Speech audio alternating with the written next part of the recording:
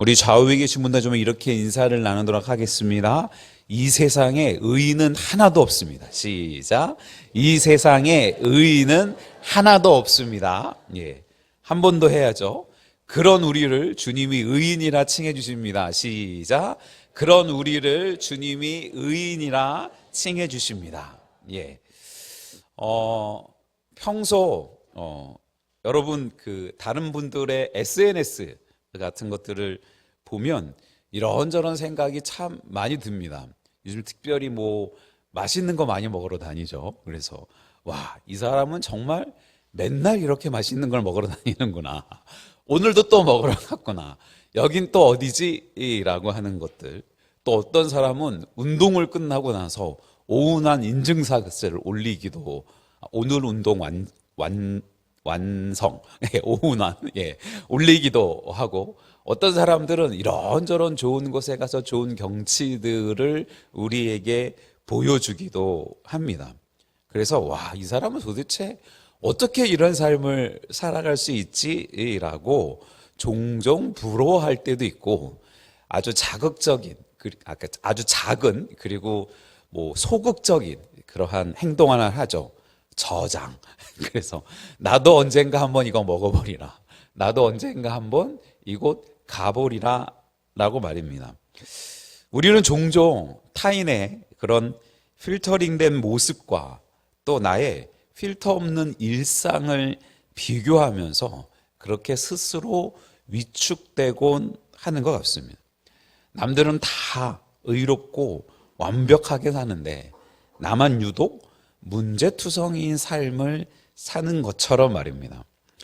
하지만 오늘 하나님께서는 우리에게 아주 시원한, 어떤 면에서는 굉장히 좀 우리의 마음을 더 힘들게 하는 팩트 체크를 해주시는데, 의인은 없나니 하나도 없다라는 말씀입니다. 좀 시원하게 그 말씀들을 필터링을 해보면, 얘들아 필터 빼고 얼굴에 화장기 다 찌우고 생얼을 보면 다 똑같아. 아무도 완벽하지 않아. 라고 우리에게 알려주시는 모습인 것 같고요. 또 반대로, 이만하면 예수를 좀 잘 믿는 사람 아닌가? 이만하면 다른 사람들에 비해서 좀 더 의롭게 살려는 삶처럼 보일 수 있는 것 아닌가라고 스스로 생각하고 만족해하는 우리에게, 아니, 그것 갖고는 안 돼 라고 말씀해 주시는, 우리를 좀 더 힘들고 어렵게 코너로 모시는 하나님의 말씀처럼 들리기 때문입니다. 오늘은 이거 말씀들 속에서 우리를 짓누르던 그런 완벽주의의 사슬을 어떻게 끊을 수 있는지 같이 잠시 나누어 보기를 원하는데요. 제일 먼저 생각해 보기 원하는 것은 우리가 종종 빠져있는 I'm fine이라고 하는 증후군입니다. 우리가 쓴 가면에 대한 모습들인 거죠. 옆에 있는 분들의 얼굴들을 싹 보면 분명히 그늘진 것 같이 보이기는 하는데 뭘 물어보면 괜찮다고 하고, 삶 속에 이런저런 소문이 들리기는 하는데 아닌 것처럼 살아가는 삶의 모습들, 캐묻자니 이상하기도 하고 모르는 채 하자니 마음이 좀 씁쓸하기도 하는 우리들의 모습처럼 말입니다. 우리는 교회에 올 때 흔히 가장 단정하고 또 흔히 종교적인 모습으로 자신을 포장합니다. 하지만 실제 속마음은 어떻습니까? 교회 오기 전 부부끼리 다투기도 하고 믿지 않는 가족들과의 불화도 있고, 삶 속에서 이런저런 힘들고 어려운 문제들이 계속 우리의 마음 한구석을 짓누르고 있음에도 불구하고, 또 다른 한편으로는 다른 사람들에 대한 시기심이 독초처럼 자라고 있음에도 불구하고 우리는 모두 괜찮은 척, 주님을 보고 주님을 의지하고 그 은혜 가운데 살아가는 척 하는 연기에 익숙해진 배우들은 아니겠습니까? 하지만 성경은 우리의 속마음을 꿰뚫어 보며 이렇게 얘기를 합니다. 요한일서 1장 8절에 만일 우리가 죄가 없다고 말하면 스스로 속이고 또 진리가 우리 속에 있지 아니할 것이요 라고 말입니다.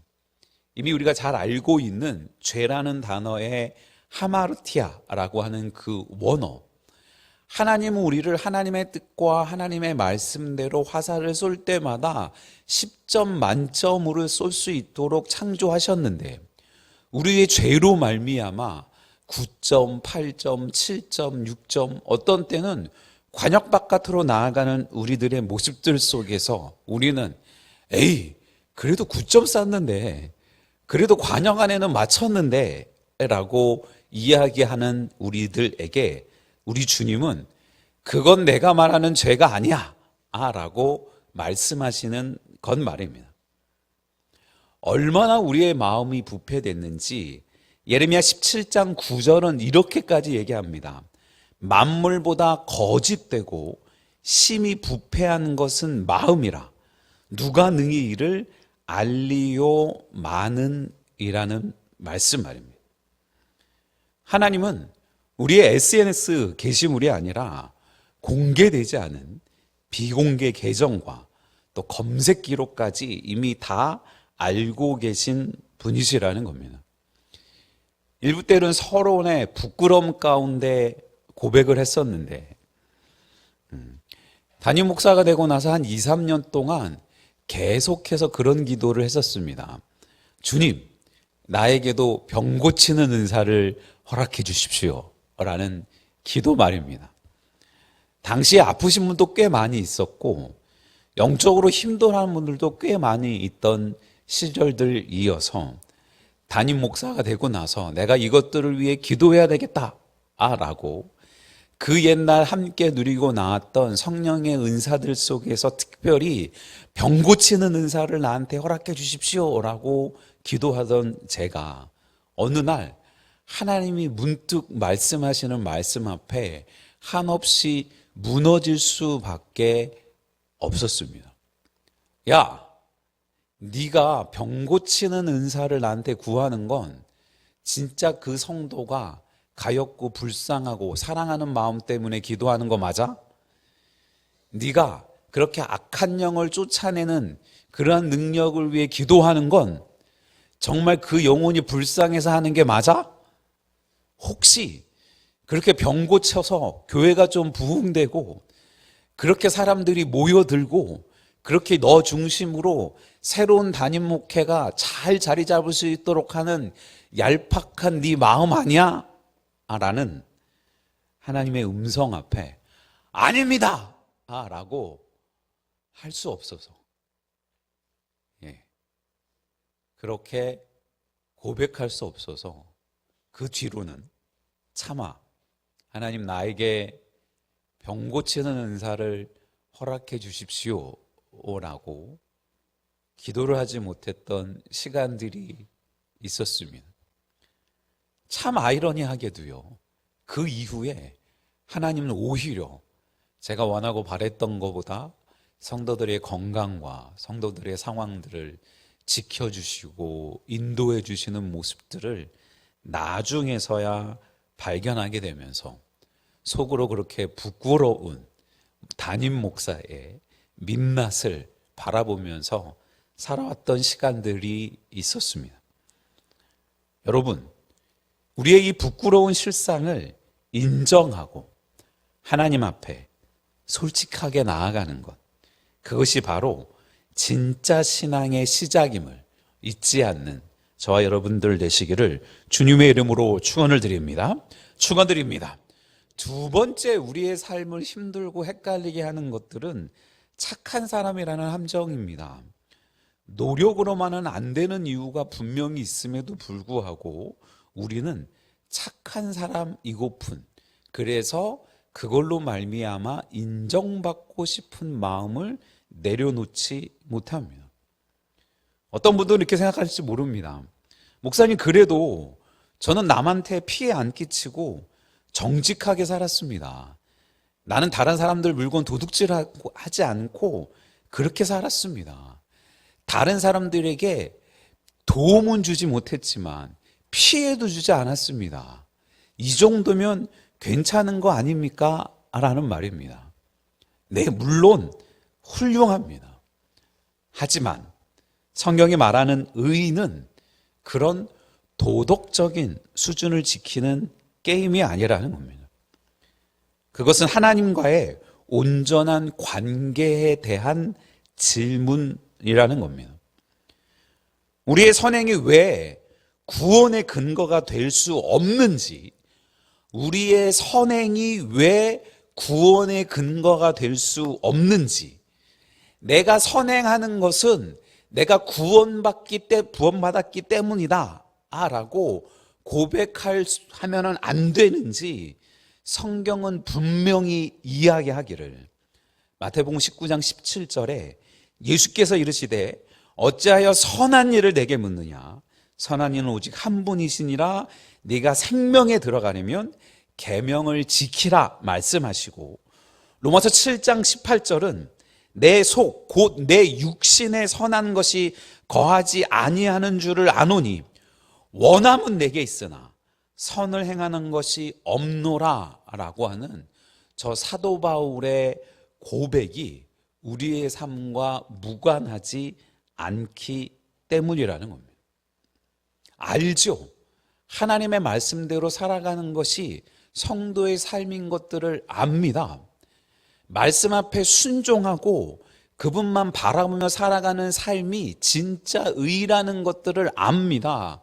하지만 이런저런 상황과 형편들과 내 처지들을 좀 제발 이해해 주시고, 이 정도의 선함, 이 정도의 착함 정도로 좀 만족해 주시면 되지 않겠습니까? 라고 생각하고 말하고 자족하는 우리에게 하나님은 아니다 라고 말씀하시는 겁니다. 우리가 아무리 선행을 쌓아도 그것은 마치 바닥이 뚫린 항아리에 물을 붓는 것과 같다라는 겁니다. 아무리 채워도 결국은 비워버리고 맙니다. 겉으로는 멀쩡해 보여도 죄라는 얼룩은 우리 힘으로는 지울 수 있는 성질이 아니라는 겁니다. 우리의 힘으로는 결코 하나님의 기준에 도달할 수 없습니다. 내 노력으로 100점을 맞으려고 애쓰지 마십시오. 하나님 앞에서 우리는 모두 예외 없이 빵점입니다. 하지만 놀라운 사실은 그 하나님께서 빵점 맞은 우리를 꾸짖으시는 게 아니라 우리를 위해 대신 100점을 맞아주실 분을 준비하셨다라는 겁니다. 그분을 준비하시고 그분을 우리에게 내어주셨는데도 불구하고 왜 우리는 우리의 착함으로, 우리의 선행으로 우리를 그리 증명해내려고 애쓰고 있는지 한 번 더 주님 앞에서 진지하게 돌아보는 저와 여러분들 되시기를 주님의 이름으로 축원을 드립니다. 마지막 우리가 잊지 말아야 되는 것은, 하나님이 우리에게 허락하시는 것은 완벽한 것이 아니라 연결되는 삶이라는 겁니다. 예수님이라는 유일한 답인 그 예수님께 연결된 삶 말입니다. 완벽하게 그 누가 예수님과 똑같은 삶을 살아낼 수 있겠습니까? 우리에게 허락하신 그 은혜를 덧입은 우리, 예수 그리스도의 보혈의 공로를 덧입은 우리가 그분께 연결되어서 그 삶을 닮아가야 되지 않겠습니까? 은이 없나니 하나도 없다는 말은 우리를 절망에 빠뜨리는 소식이 아니라 사실 엄청난 희망의 소식이라는 겁니다. 왜냐하면 더 이상 내가 완벽해지려고 발버둥 칠 필요가 없다는 뜻이기 때문입니다. 기독교는 내가 도를 닦고 고행을 하고 무엇인가를 쌓아서 의로워지는 종교가 아니라는 겁니다. 오히려 그 의로우신 예수님께 딱 붙어 있는, 연결되어만 하는 종교라는 겁니다. 그분의 사랑은 우리에게 이렇게 찾아오셨습니다. 누가복음 19장 10절의 말씀, 인자가 온 곳은 잃어버린 자를 찾아 구원하려 함이라 라고 말입니다. 바울은 에베소 교회에 보내는 서신 2장 8절 9절에 이렇게 분명하게 얘기합니다. 너희는 그 은혜에 의하여 믿음으로 말미암아 구원을 받았나니 이것은 너희에게 난 것이 아니요 하나님의 선물이라 행위에서 난 것이 아니니 이는 누구든지 자랑하지 못하게 함이라 라고 말입니다. 예수님은 세상의 의인들을 부르러 오신 것이 아니라 자신이 죄인임을 아는 사람들을 부르러 오셨습니다. 자신이 죄인임을 아는 사람들을 부르러 오셨습니다. 자신이 죄인임을 아는 사람들을 부르러 오셨다는 겁니다. 병원 응급실에 건강한 사람들만 가득하다면 그게 더 이상하지 않습니까? 교회는 완벽한 사람들이 모여 뽐내는 곳이 아니라 아픈 죄인들이 모여 예수님께 연결되어서 고침받는 영적 응급실이라는 겁니다. 우리가 해야 할 일은 단 하나입니다. 주님, 저 하나도 안 괜찮습니다. 제 삶에 주님이 절실히 필요합니다 라고 정직하게 손을 내미는 것이라는 겁니다. 그때 그 예수님께서 우리의 완벽한 의가 되어서 우리를 덮어주시고 이끌어 주실 줄로 믿습니다. 사랑하는 성도 여러분, 오늘 예배당 문을 나설 때 어깨에 잔뜩 들어가 있던 힘을 좀 빼보면 좋겠습니다. 나는 더 완벽한 그리스도인이 되어야 해 라는 강박관념을 십자가 앞에 내려놓으시기를 부탁을 드립니다. 어차피 우리는 우리 힘으로 의인이 될 수 없는 사람들이니 말입니다. 여러분, 기도해 주시고 계시는 것처럼 내일 노회에 참석했다가 바로 인천공항으로 가서 화요일 0시 30분 정도의 비행기를 타고 케냐로 갑니다. 케냐에 있는 목회자들이 모여있는 신학교 24명 정도 되는 신학교에서 과목 2과목을 강의를 하고요. 그 사이에 같이 가는 팀들은 병원과 지역과 학교 또 이런저런 행사에 같이 참여하면서 복음을 나누는 은혜의 시간들을 가지려고 준비하고 있습니다. 이미 아시는 것처럼 윤지수 선교사님 사모님 암 판정을 받고 미국으로 다시 들어가셔서 치료 중에 요양 중에 계시는 상황들 속에서 저희 팀이 간다고 하니 윤지수 선교사님이 다시 케냐로 나오시고, 여보 나는 걱정하지 말고 선교팀 잘 모시고 선교 잘 하고 오세요 라고 케냐로 오셨었는데 어제 갑자기 연락을 주셨습니다. 한새벽에. 저 혼자 결정할 수 없어서 이렇게 새벽에 화상으로 회의를 요청합니다 라고 연락을 주셨는데, 사모님의 상황이 많이 안 좋아져서 암이 이제는 온 몸과 뇌까지 퍼져서 걸어다니는 것도 힘들고 일상의 삶들이 전혀 불가해서 급하게 응급실로 들어가게 되셨다는 겁니다. 가족들이 곁을 지키라는 이야기를 하지만 사모님은 윤 선교사님께 오시면 안 됩니다. 선교사님, 그 팀을 잘 모시는 게 선교사님의 사명입니다 라고 말씀하셨다는데, 선교사님이 화상통화로 그러시는 겁니다. 목사님, 그런데요, 제가 안 가면 참 많이 후회할 것 같습니다 라고 말입니다.